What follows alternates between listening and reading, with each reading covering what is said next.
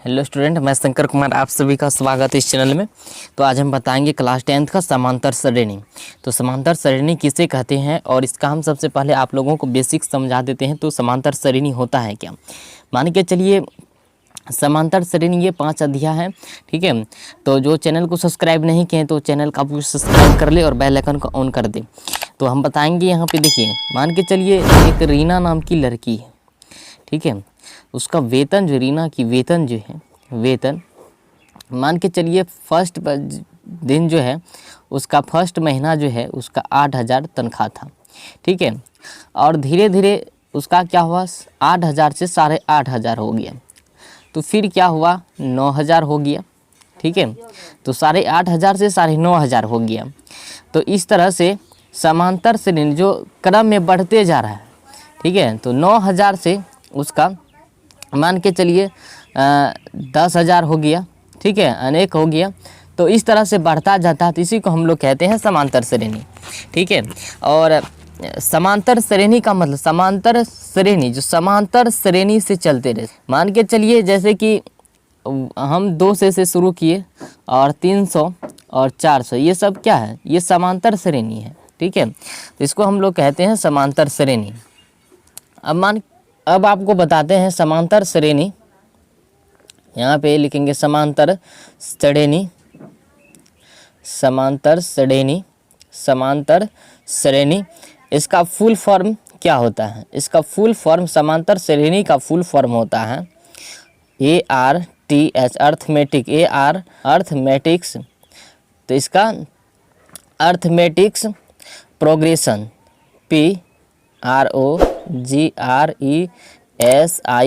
Progression, arithmetic progression होता है समांतर श्रेणी का फुल फॉर्म, जिसको हम लोग AP कहते हैं। इसको शॉर्ट नेम में इसको हम लोग AP कहते हैं और इसी का फुल फॉर्म हो जाता है अर्थमेटिक प्रोग्रेशन।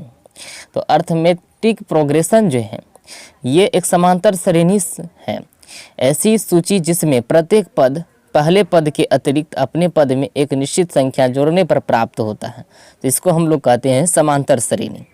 तो AP का सार्व अंतर, मान के चलिए AP का सार्व अंतर क्या होता है, AP का सार्व अंतर, AP का सार्व अंतर, AP का सार्व अंतर इसका जो होता है कॉमन डिफरेंस, इसको हम लोग कहते हैं common difference, DIFFERENC, common difference, इसको हम लोग कहते हैं कॉमन डिफरेंस, AP का सार्व अंतर को। अब हम चलते हैं, ये जो AP का सार्व अंतर जो है, यह सार्व अंतर धनात्मक और ऋणात्मक या शून्य भी हो सकता है। AP जब भी होगा, AP का सार्व अंतर धनात्मक भी हो सकता है और ऋणात्मक भी हो सकता है। आप लोग को इसको ध्यान से देखना है, तब आपको बहुत अच्छा से समझ में आएगा। बेसिक समझना बहुत ज़रूरी होता है। तो सबसे AP का पहला पद, AP का पहला पद हम मानते हैं, AP का पहला पद हम A मानते हैं और हम इसी को लिखते हैं AP का पद जो है A + D, A + 2D। तो यानी यहाँ पे D लिखे तो यहाँ पे इसका मतलब 1 है, इसका मतलब 2 है, यहाँ पे 1 हुआ तो यहाँ पे 2D। तो उसी तरह से फिर यहाँ पे A + 3D, A + 4D। तो इस तरह से बनता है AP का पद। तो आप सबसे पहले इसको आगे लेके चलते हैं, इसे AP का व्यापक रूप कहते हैं।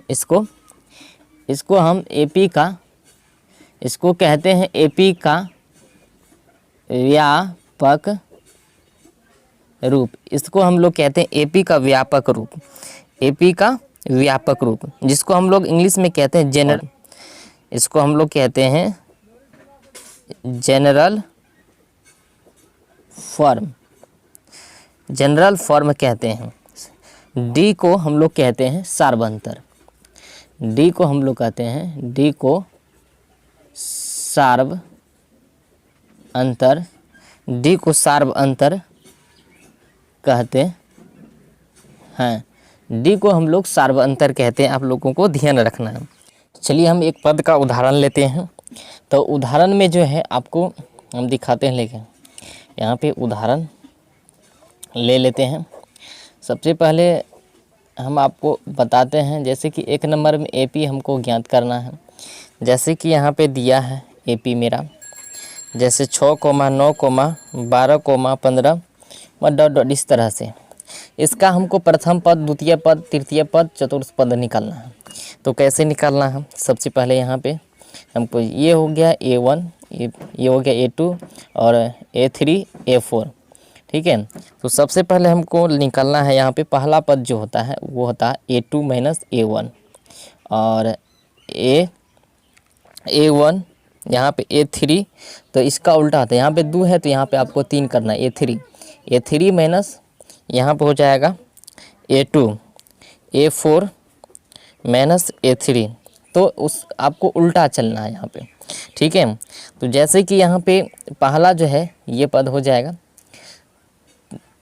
तो ये तो नहीं होगा क्योंकि ये पहला है और ये दूसरा है। यहाँ पे क्या लिखा हुआ A2, तो A2 है, तो यहाँ पे आप देख सकते हैं A2 हम कौन सा लेंगे। तो ये यहाँ पे 1 2 3 4 पद है, तो दूसरा पद में ये आ रहा है, तो ये हो जाएगा 9 माइनस A2, तो यहाँ पे 9 ले लिए और A1 है यहाँ पे, तो A1 तो ये हुआ, ये वाला ये हो गया, तो यहाँ पे हम रख देंगे 6, तो बराबर का इसका हो जाएगा 3।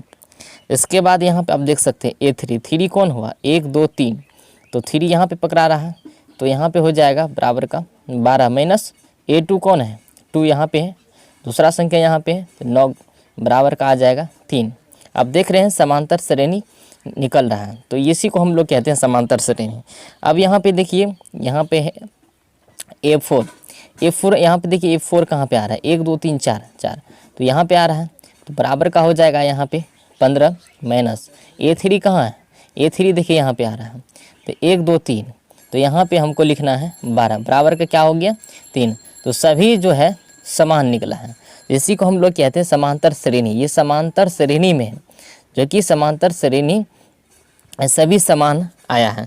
अब आपको यहाँ पे एक चीज़ और बताते हैं, मान के चलिए एक हम सवाल लेते हैं, तो बने रहिए इस पे, इस वीडियो को लास्ट तक देखिए। यहाँ पे हम एक सवाल लेते हैं, तो सवाल में एपी में दिया है, एपी सवाल में दिया है 3/2, 1/2 माइनस 1/2 और माइनस 3/2 डॉट डॉट डॉट।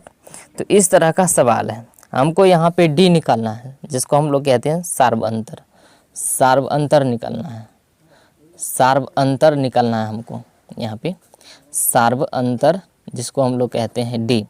इसका डी निकालना है, तो डी हम कैसे निकालेंगे, इस वीडियो को लास्ट तक देखिए।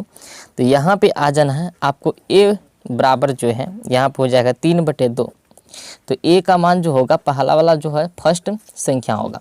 इसके बाद जो है हमको डी निकालना है, डी बराबर जो सूत्र होता है, मैंने डी बराबर नहीं लिखा है, डी बराबर सूत्र हो जाएगा A2 माइनस A1, क्या हो जाएगा A2 minus A1, A2 minus A1। यहाँ पे हमको डी बराबर सूत्र लिखना है A2 माइनस A1, तो ये डी बराबर सूत्र होता है, यानी कि 2 माइनस 1, आपको याद रखना 2 माइनस 1, और ये तो याद ही रहता है, ठीक है। डी बराबर सूत्र एनी टाइम होगा डी बराबर A2 माइनस A1। तो आपको यहाँ पे सबसे पहले देखना है, ए वाला तो फर्स्ट संख्या ये यहाँ पे है 3/2 और दूसरा संख्या यहाँ पे है, तो A2 है, यहाँ पे क्या है A2, तो A2 के जगह पे हमको 1/2 लेना है 1/2। अब यहाँ पे माइनस है, माइनस लगा देना है। A1 का मान आपको देखना है, A1 का मान क्या है 3/2 है, 3/2 लेना है आपको। अब यहाँ पे इसका लॉस कर देना है, 2 का लॉस हो जाएगा 2 भागा 2, 1 से गुना हुआ 1 में 1 माइनस यहाँ पे 2 भागा 2, 1 से गुना हुआ 3 में फिर 3, तो आपका जो यहाँ पे आएगा ये 1 में से यहाँ पे 3 घट जाएगा, कम में से ज़्यादा घटा, इसलिए यहाँ पे हो जाएगा माइनस का 2/2, तो 2 ख़त्म हो गया, बराबर का कितना आ गया माइनस का 1। तो इस तरह से आपको बनाना है। तो अब हम सब्जेक्ट में चलते हैं, तो सब्जेक्ट में जाने के लिए आप चैनल को सब्सक्राइब कर ले। चलिए हम अगले वीडियो में अब चलते हैं। बेसिक आप समझ गए हैं तो हम 5.1 अब स्टार्ट करेंगे। नीचे डिस्क्रिप्शन में लिंक दिया है, आप वहां से 5.1 शुरू से पढ़िए।